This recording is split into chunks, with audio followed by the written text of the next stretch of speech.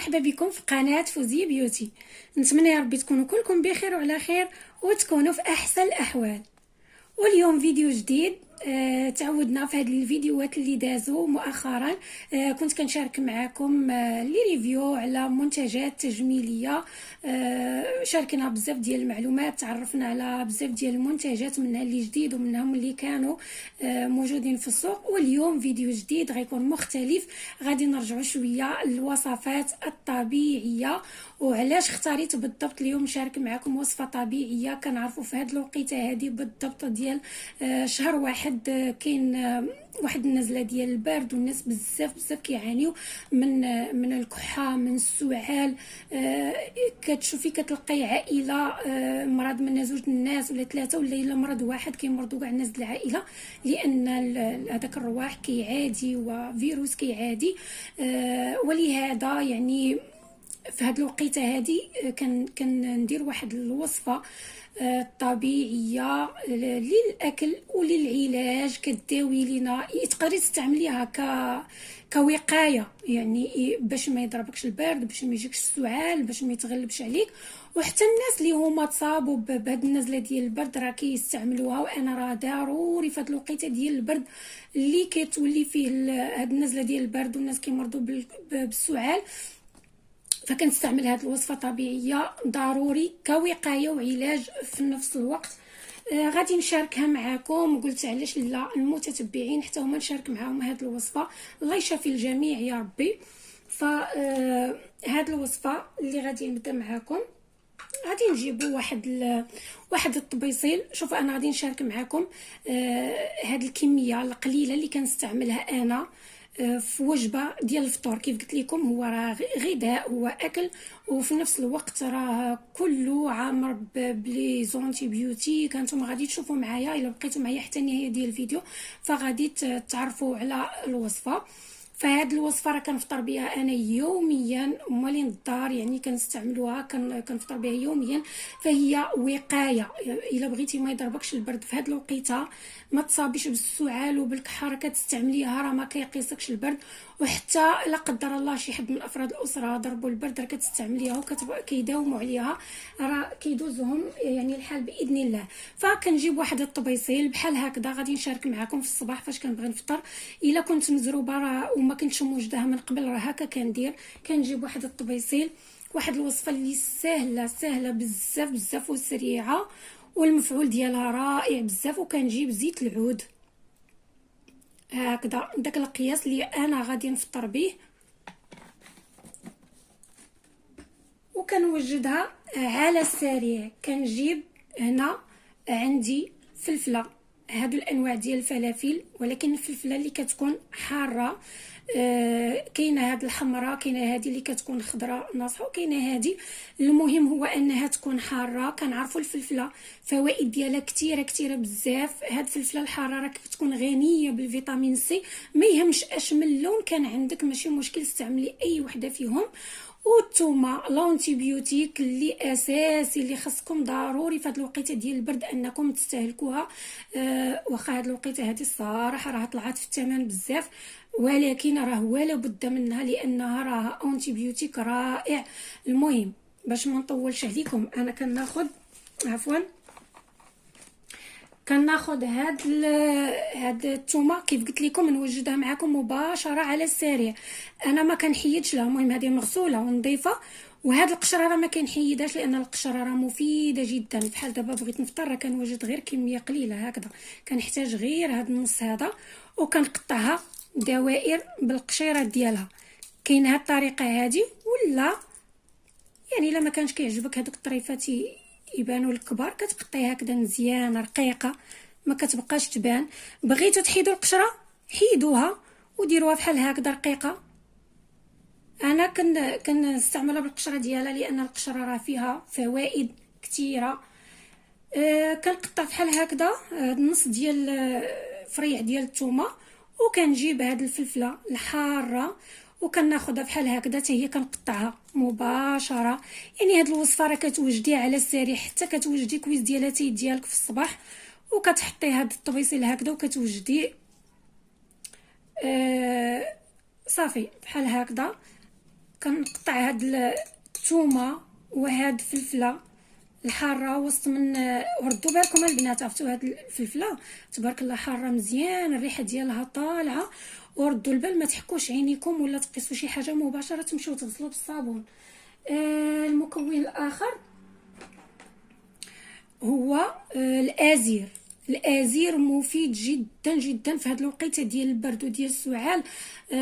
تستعملوا الازير، تبقاو ديروه، اما ديروا منه شويه في اتاي الا كان عندكم طري، ديروه مع اتاي، راه كيجي المذاق ديالو زوين، وفي نفس الوقت راه كيحارب يعني هاد السعله والكحبه اللي كتكون في هذه الوقيته، والمذاق ديالو راه زوين وعنده بزاف ديال الفوائد، راه من الاعشاب العطريه.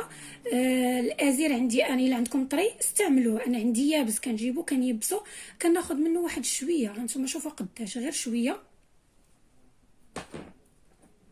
وكنجيب مكون اخر حتى هو مهم بزاف بزاف نستهلكوه في هذه الوقيته، هو الزعتر. الا عندكم الزعتر استعملوه، انا ما عنديش الزعتر، عندي الزعتره، ماشي مشكل، كلهم فيهم فوائد صراحه. الزعتر الزعتره كلهم مفيدين جدا، وكناخذ منه حتى هو شويه، راه ماشي بزاف، شويه هكذا. تقدروا تحكوه بين يديكم ولا تحطوه حتى هكا، ماشي مشكل.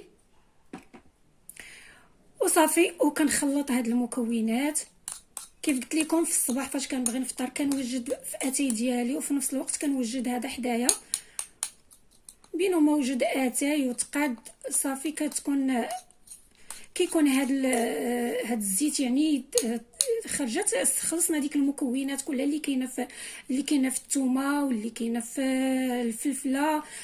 كيف قلت لكم هذا راه واحد لونتيبيوتيك، راه بحال اللي شربتي سيرو، لان راه الثومه اونتيبيوتيك، الفلفله فيها الفيتامين سي، الزعتر حتى هو رائع زوين بزاف، الازير يعني راه هذه كتغنيك على انك تستعملي شي سيرو ولا شي حاجه زوينه بزاف.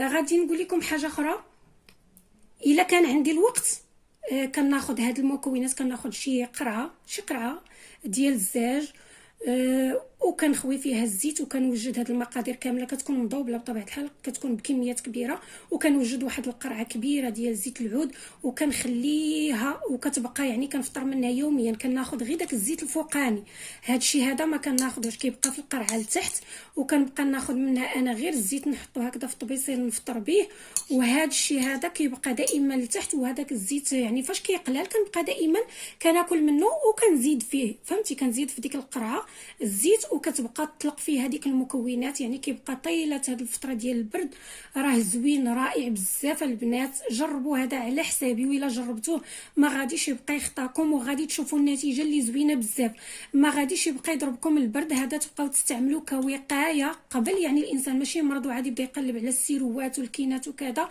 وهذا راه كيرفع المناعه ديال الجسم وكيدفي الجسم. وما نقول لكمش البنات اللذه اللي فيه، راه مني كتاخدي يعني هكذا الخبز وكتغمسي وسط منه، راه كتحسي به بنين ولذيذ، ماشي بحال الا خديتي يعني الا كنتي كدوزي غير الزيت غير بوحدو. المهم كاين هذا. غادي نقول لكم حاجه اخرى شنو كندير. واخا سمحوا لي دقيقه. كنجيب مثلا هذا الزيت هذا، كاينه طريقه اخرى كيف قلت لكم، الا كنت انا موجده في شي قريعه كنبقى ناخذ غير داك الزيت اللي الفوق بحال هكذا، هاد الزيت اللي الفوق كنستعملو، وهاد الشيء هذا راه كيبقى دائما لتحت كيبقى يطلق. المهم انا كناخذ غير داك الزيت. الا كان كيعجبكم يعني الحلاوه، كتبغيو تستعملوا شي حاجه حلوه، عندكم العسل، ديروا شويه ديال العسل الحر وسط منه وكلوه معاه.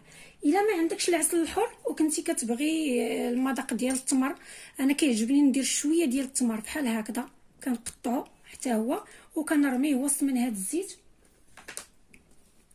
كنرميه وسط منه، وكتبقاي هكا كدوزي داك الزويته، ومره مره راكي كتهزي ديك شويه ديال التمر اللي كاين معاه، فمنها انه تيحلي ومنها ان الذوق ديالو كيجي زوين، وفي نفس الوقت كتاخدي يعني التمر. يعني شوفوا الغذاء الفطور ديالك كيفاش كيكون، الوجبه ديال الفطور ديالك كيفاش كتكون. يعني فيها زيت العود، زيت الزيتون اللي مفيد جدا، مذكور في القران، مبارك. فيها الفيتامين سي، فيها الثومه، فيها الزعتر، فيها التمر. يعني راه كيكون واحد الفطور عندك ملكي الصراحه. الفطور كيبان لك انت راه عادي، ولكن راه غني بالمكونات اللي فيه. حاجه اخرى، الا ما كنتيش كتبغي الحلاوه، ما كتبغيش التمر، وكتبغي شي حاجه اللي هي مالحه، كندير حاجه اخرى. كنجيب هذاك الزيت، وعوض ما ندير فيه التمر، كندير فيه زيت الزيتون.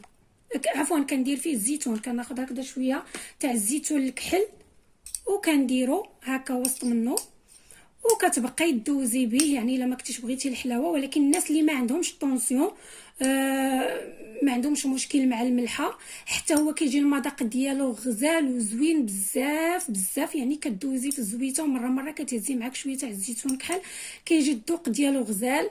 والا كان كيعجبك الحلاوه راه كديري التمر، يعني واحد فيهم.